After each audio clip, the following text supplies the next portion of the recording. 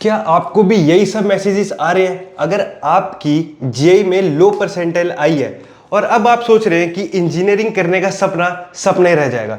बहुत बच्चे आगे निकल जाते हैं, बहुत बच्चों की जेईई मेंस में परसेंटाइल कम आ जाती है। अब ये जो समाज का प्रेशर होता है, बच्चे सोचते हैं कि मेरे दोस्त आगे निकल जाएंगे, मैं फैमिली को क्या जवाब दूंगा, मैं कहीं जाऊंगा तो मेरे रिश्तेदार मेरे से पूछेंगे कि जेईई मेंस में क्या मार्क्स आए। दोस्त आगे निकल चुके हैं, अब कोई अच्छा कॉलेज नहीं मिलेगा। अब लगता है कोई ऐसे खराब सा कोई प्राइवेट कॉलेज लेकर ही हमें करनी पड़ेगी इंजीनियरिंग, मगर ऐसा बिल्कुल नहीं है। अगर आपकी जेईई मेंस में रैंक कम आई है, अगर आपको लग रहा है कि अब मैं इंजीनियरिंग नहीं कर पाऊंगा, मैं समाज को क्या जवाब दूंगा, जहां मैं जाऊंगा लोग यही पूछेंगे कि जेईई मेंस में क्या रैंक आई है, उनको मैं क्या जवाब दूंगा, तो रुको, वेट करो। अब आप देखो, आपकी अगर जेईई मेंस में रैंक कम आई है या मार्क्स अच्छे नहीं आए, अब आप टाइम में पीछे जाकर कुछ बदल नहीं सकते। रियलिटी यही है कि अगर कम मार्क्स आए हैं वो कम ही रहेंगे, चाहे आप उसके लिए आप कितनी टेंशन ले लीजिए, चाहे आप किससे भी बात कर लीजिए, चाहे आप अपने दोस्तों को बताइए, फैमिली को बताइए, कितना भी अपने आप को आप कोसेंगे तो मार्क्स भी नहीं बढ़ेंगे। अब एक क्लियर प्लान रखना है हमें कि मार्क्स तो कम आ गए हैं, कोई बात नहीं, अब प्लान रखना है कि इन मार्क्स को, इसी मार्क्स पर एक अच्छा कॉलेज या फिर एक स्मार्ट डिसीजन कैसे लिया जाए।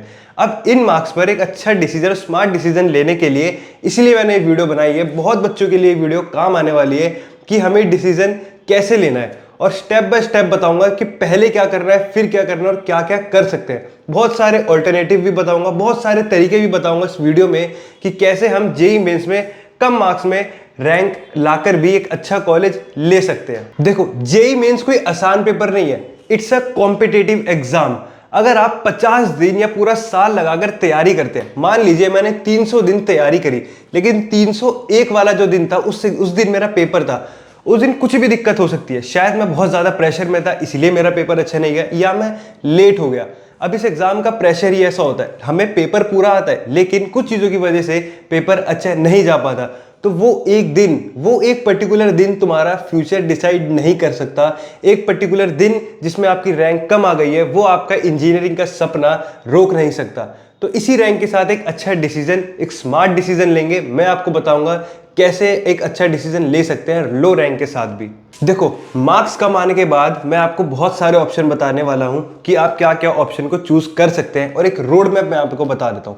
सबसे पहला ऑप्शन आप देख सकते हैं कि आप काउंसिल के थ्रू देख सकते हैं कि कौन कौन से कॉलेजेस हैं जो अच्छे हैं, और उनको एक्सप्लोर करिए, और उसके अंडर कौन कौन सी ब्रांचेस हैं। और मैं हमेशा कहता हूँ कॉलेज में जाने से पहले या कॉलेज में एडमिशन लेते वक्त ज़रूर उसका 3 चीज़ें तो ज़रूर देखना।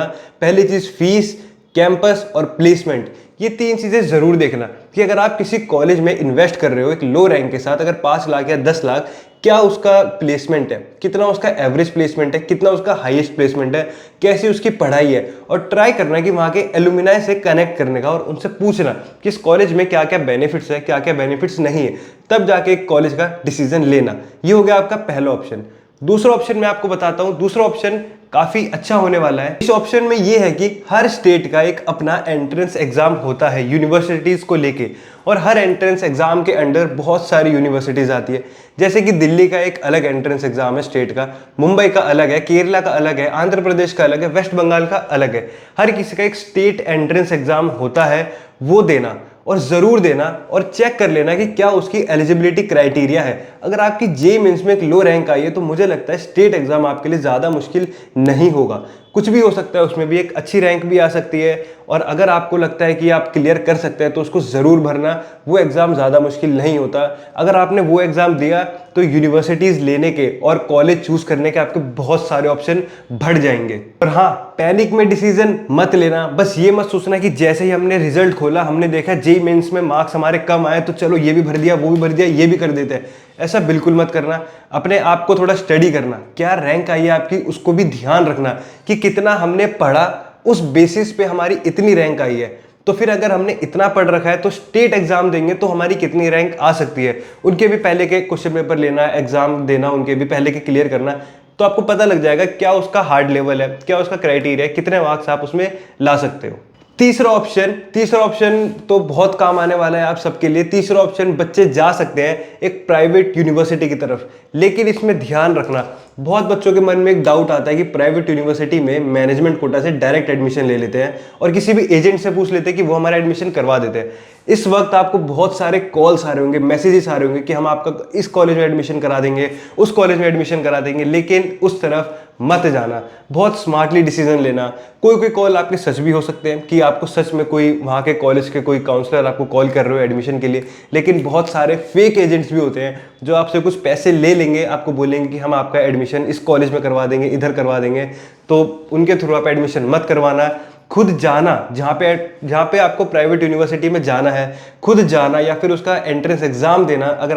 अगर आपके पास पीसीएम है, 12th में आपके अच्छे मार्क्स आए हैं और पीसीएम है, तो आपको कोई भी प्राइवेट यूनिवर्सिटी आराम से ले सकती है। अगर नहीं लेगी तो उनका एक एंट्रेंस एग्जाम होता है, वो देना, तो आपको जरूर एक अच्छा प्राइवेट कॉलेज तो मिल ही जाएगा। बात करते हैं चौथे डिसीजन की। चौथा ऑप्शन है हमारा drop out year. Drop out लेना बहुत मुश्किल चीज़ होती है कि अगर मैं पूरे साल एक चीज़ के लिए पढ़ रहा हूँ और मेरा रिजल्ट अच्छा नहीं आया, मैं वहाँ से डीमोटिवेट होके फिर दोबारा ईयर ड्रॉप करके फिर वही चीज़ पढ़ना चालू करता हूँ और अपना जो पढ़ाई का लेवल है उसको ऊपर करता हूँ कि ताकि मेरा जो अगले साल वाला जेईई मेंस है उसमें मेरी अच्छी रैंक आए और एक अच्छा गवर्नमेंट टॉप कॉलेज मुझे मिल जाए। बहुत बच्चे इमोशन होकर छोड़ देते हैं कि हाँ चलो हम जेईई मेंस ही छोड़ देते हैं, इंजीनियरिंग ही छोड़ देते हैं। ऐसा नहीं करना। या तो आप इस साल एक अच्छा स्मार्ट डिसीजन लेके एडमिशन लीजिए, या फिर अगर आपको लगता है कि मैं एक अच्छा स्कोर कर सकता हूँ, सिर्फ थोड़े से मार्क्स से रह गया, तो आप श्योर ड्रॉप आउट लेकर अगले साल फिर एग्जाम देना और अगले साल आपका पेपर जरूर क्लियर होगा और एक अच्छे मार्क्स जरूर आएंगे। देखो, टॉप रैंक तो आई नहीं। अब आपको लग रहा होगा कि इंजीनियरिंग करने का कोई फायदा नहीं है। ये तो बहुत ऑब्वियसली बात है कि अगर आपकी टॉप रैंक नहीं आई है तो आपको आईआईटी दिल्ली, आईआईटी बॉम्बे या एनआईटीज आपको नहीं मिलेंगे। ये बहुत प्रैक्टिकल बात है। लेकिन आपको कोई अच्छे प्राइवेट कॉलेज जरूर मिल सकते हैं जो आपकी रैंक आई है। तो इसलिए ये मत सोचना कि हमें बस टॉप कॉलेज ही चाहिए था या फिर कोई हमें फेमस कॉलेज ही चाहिए था। आप एक अच्छा कॉलेज, एक प्रैक्टिकल डिसीजन लेना और थोड़ा प्रैक्टिकल सोचना कि मुझे किस तरफ जाना है। अब मैं आपको बताता हूँ कि कॉलेज हमें लेना कैसे है। सबसे पहले अपनी रैंक, जो आपकी रैंक आई है उसमें सर्च करिए कौन कौन से कॉलेज आपको मिल रहे हैं। उस कॉलेज में जाइए, उनकी वेबसाइट पर जाइए, थोड़ा और रिसर्च करिए, देखिए कि उस कॉलेज की फीस स्ट्रक्चर क्या है, क्या उसका प्लेसमेंट क्राइटेरिया है, क्या उसका एडमिशन क्राइटेरिया है, और क्या आप जितना उस पर फीस दे रहे हैं उतना आपको रिटर्न मिल रहा है या नहीं मिल रहा है। बहुत बच्चे पैनिक में आकर, इमोशन में आकर बस ये सोच लेते हैं कि हमें एक प्राइवेट फेमस यूनिवर्सिटी अब मिल जाए। ऐसा नहीं है। चलो मैं आपको एक एग्जाम्पल बताता हूँ। हम दो कॉलेजेस लेते हैं, कॉलेज ए और कॉलेज बी। कॉलेज ए ने कहा है कि हम लोग आपको प्लेसमेंट देंगे, वो भी 50 LPA गारंटी। कॉलेज बी कहता है कि हम आपको 25 LPA देंगे गारंटी। तो ऑब्वियस सी बात है, हर बच्चा ये सोचेगा, हर इंसान ये सोचेगा कि 50 LPA की तरफ जाएंगे फॉर श्योर, नो डाउट। ऐसा मैं भी सोच सकता हूं, आप भी सोच सकते हैं। और कोई भी एक नया बच्चा जब 12th पास आउट होता है वो यही सोचता है कि काश हमें 50 LPA 70 LPA ये मिले। अब एग्जाम्पल जो मैंने दिए इसको अच्छे से समझना। 100 में से एक ही बच्चा लगाए 50 LPA। ये है कॉलेज ए की हालत। अब कॉलेज बी ने कहा है कि हम 25 LPA देते हैं, लेकिन उसमें 100 में से 99 बच्चों को मिला है 25 LPA। सो ऑब्वियस सी बात है कि आप एवरेज की तरफ जाना, जहां पर क्वांटिटी ज्यादा है और क्वालिटी भी अच्छी है, उस तरफ जाना। अब क्या पता उस 100 में से उस एक का जो 50 LPA लगा है वो कब लगा है और वो कितने सालों बाद जाके लगे, लेकिन एक आपको एवरेज मिल जाएगा कि कुछ नहीं तो हम इस कॉलेज से पास आउट होंगे। अगर इसका हाईएस्ट पैकेज 25 LPA है और ये फिर 100 में से अगर 50 बच्चों को भी मिल रहा है तो एवरेज आपको 7 से 8 LPA आराम से मिल जाएगा। तो आप थोड़ा प्रैक्टिकल डिसीजन लेना, डाटा एनालिसिस करना, दो कॉलेज जो भी आपको मिल रहे हैं, जो भी कॉलेजेस आपको मिल रहे हैं उसके बारे में सर्च करना, देखना किसका एवरेज क्राइटेरिया ज़्यादा हो रहा है, कितने स्टूडेंट को प्लेसमेंट मिल रही है, कितनों को नहीं मिल रही है, कितने फर्दर एजुकेशन में जा रहे हैं, या फिर जिसको नहीं मिली उसको हो सकता है थोड़ी कम मिल गई हो, लेकिन किस कंपनी में मिली हो, क्या पता किसी अच्छी कंपनी में मिली हो, 6 मंथ की इंटर्नशिप टाइप, और फिर उसका एक बहुत अच्छा इंक्रीमेंट हो। तो ये चीज़ें आप रिसर्च करके जाना। अब बात करते हैं हम फीस वर्सेस रिटर्न, कि हम कितने पैसे कॉलेज को दे रहे हैं पूरी बीटेक में और कितने पैसे हमें मिल रहे हैं कॉलेज से एज अ प्लेसमेंट। तो हर बच्चा, ये भी हो सकता है कि आप दिल्ली से बॉम्बे जा रहे हो पढ़ने, या बॉम्बे से दिल्ली आ रहे हो, या वेस्ट बंगाल जा रहे हो, कहीं भी आप जा सकते हैं पढ़ने के लिए, लेकिन अपनी कॉस्ट मैनेज करना बहुत ज़रूरी है। मैं तो कहूँगा अपने पेरेंट्स के साथ बैठो, सारा कॉस्ट कैलकुलेट करो। अगर आप बाहर जा रहे हैं तो कैलकुलेट करो हॉस्टल फीस, ट्रैवल फीस, अगर आप बाहर रह रहे हो तो पीजी की फीस, और फिर कॉलेज की फीस, आपका लैपटॉप, और ऊपर से जो भी आपके एक्सपेंस बनते हैं, खाने का, रहने का, घूमने का, जो भी छोटा मोटा बनता है उसको कैलकुलेट करो और देखो कि हमारा कितने में एडमिशन हो रहा है पूरा। पर ईयर की भी फीस कैलकुलेट करना और 4 ईयर की भी फीस कैलकुलेट करना। अब मैं एक आपको एग्जांपल देता हूं। मान लो एक कॉलेज आपको कह रहा है कि 10 लाख रुपए उसकी फीस है, आपका पूरा बीटेक 10 लाख में हो जाएगा, और दूसरा कॉलेज आपको कह रहा है कि 7 लाख में हो जाएगा। तो बहुत बच्चों के दिमाग में एक मिथ चलता है कि जो कॉलेज ज्यादा एक्सपेंसिव है वो कॉलेज बेटर है। ऐसा बिल्कुल नहीं है। जो कॉलेज कम एक्सपेंसिव है, 5 से 7 लाख में आपको बीटेक करा रहा है, ये भी हो सकता है कि वो कैंपस भी छोटा हो, मगर उसका क्या पता प्लेसमेंट बहुत अच्छा हो, वहाँ के एलुमनाई नेटवर्क बहुत अच्छा हो, वहाँ पे अपॉर्चुनिटीज ज़्यादा हो, तो आप वहाँ पे ज़्यादा इंटर्नशिप कर कर आराम से अपना एलपीए को और आगे बढ़ा सकते हैं, अपने करियर को आगे ले जा सकते हैं। तो फॉर श्योर आप एक ऐसा कॉलेज चुनिए कि जिसकी फीस कम हो, अगर कैंपस छोटा हो तो भी चलेगा, बट प्लेसमेंट अच्छा हो, अपॉर्चुनिटीज काफी अच्छी हो उसमें। तो चलिए आगे बढ़ते हैं और एक दो चीजें मैं आपको और बताऊंगा जिसमें कि बहुत जो आपके काम आ सकती है। सबसे पहली तो ये है कि सावधान रहे, सतर्क रहे।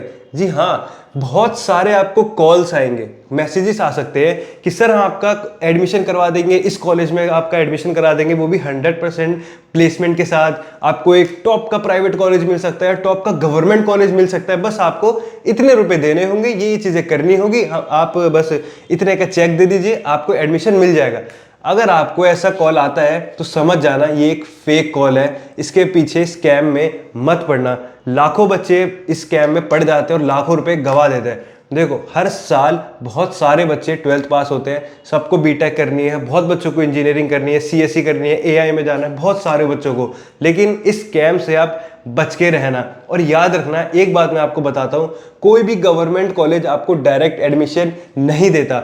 अगर आपको ऐसा कोई कॉल आता है किसी एजेंट का कि हम इतने रुपए में आपका एक गवर्नमेंट कॉलेज में एडमिशन करा देंगे 100% प्लेसमेंट के साथ, तो समझ जाना वो एक फेक कॉल है।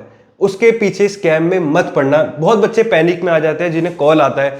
देखो क्या होता है कि जिस बच्चों के लो परसेंटाइल आते हैं ना, वो थोड़े हाईलाइट हो जाते हैं और उनके पास कॉल्स ज्यादा आते हैं। आपके पास मुझे लग रहा है कॉल आना शुरू भी हो गए होंगे, मैसेजेस आना शुरू हो गए होंगे, लिंक्स आना शुरू हो गए होंगे कि आप हमें इतने रुपए में, आपका इतने में एडमिशन करवा देंगे, ये सब कर देंगे, वो सब कर देंगे, वो भी 100% प्लेसमेंट के साथ। तो उस स्कैम में बिल्कुल मत आना।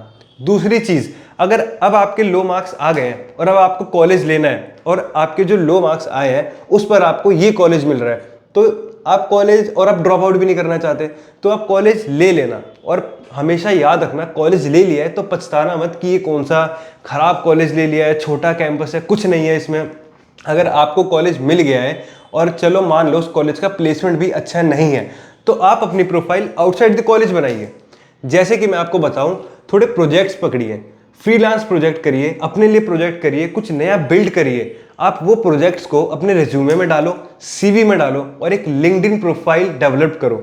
अपनी एक लिंक्डइन प्रोफाइल बनाओ, अपनी एक वेबसाइट बनाओ जहां पे आप अपना काम डाल सके। और मैं तो कहूंगा अप्लाई करना शुरू कर दो फॉर द इंटर्नशिप। आप अपने प्रोजेक्ट्स हर जगह भेजिए। बहुत सारी ऑनलाइन वेबसाइट होती है, बहुत सारे ऐसे जॉब सीकर्स टाइप ऐसे ऐप्स होते हैं, वहां पर आप अप्लाई करिए। आपको कॉलेज से नहीं, लेकिन आपको कॉलेज के बाहर से बहुत सारी अपॉर्चुनिटीज मिल जाएगी। तो आप इसका एक अच्छा इस्तेमाल ऐसे कर सकते हैं कि कॉलेज जाकर आप बीटेक के बारे में, आपका जो भी कोर्स है वो पढ़िए, लिखिए, उसके बारे में रिसर्च करिए और फिर आउटसाइड द कॉलेज अप्लाई करिए। ये एक बहुत अच्छा ऑप्शन बन सकता है आपके करियर के लिए और आपका टाइम इसमें बहुत बच जाएगा और आपको ड्रॉप भी नहीं लेना पड़ेगा, जो कि आपका पूरा एक साल है वो बच जाएगा।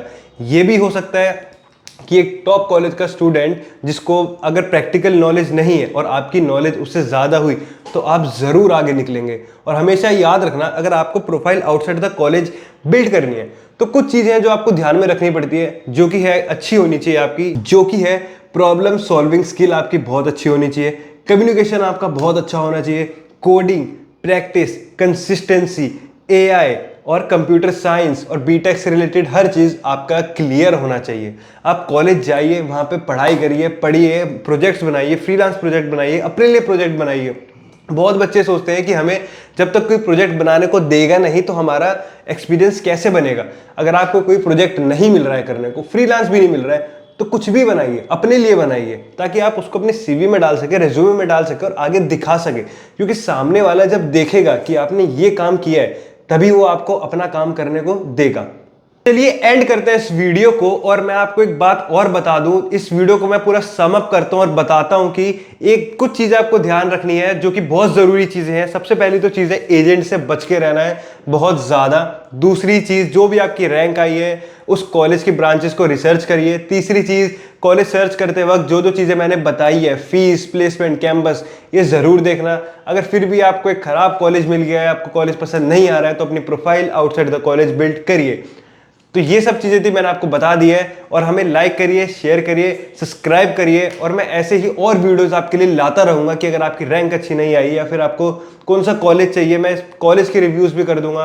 और आपको कोई भी दिक्कत हो, कोई भी डाउट हो अपने करियर से रिलेटेड या किसी भी चीज से रिलेटेड, आप कमेंट सेक्शन में बताइए, मैं खुद आपको रिप्लाई करूंगा। अगर आपका डाउट ज्यादा बड़ा हुआ या छोटे से छोटा हुआ, मैं उस पर एक अलग से वीडियो भी बना दूंगा ताकि आपका डाउट एक अच्छे से क्लियर हो पाए। याद रखना, तेज भागने से रेस नहीं जीती जाती, रेस जीती जाती है कंसिस्टेंसी और स्टेमिना से।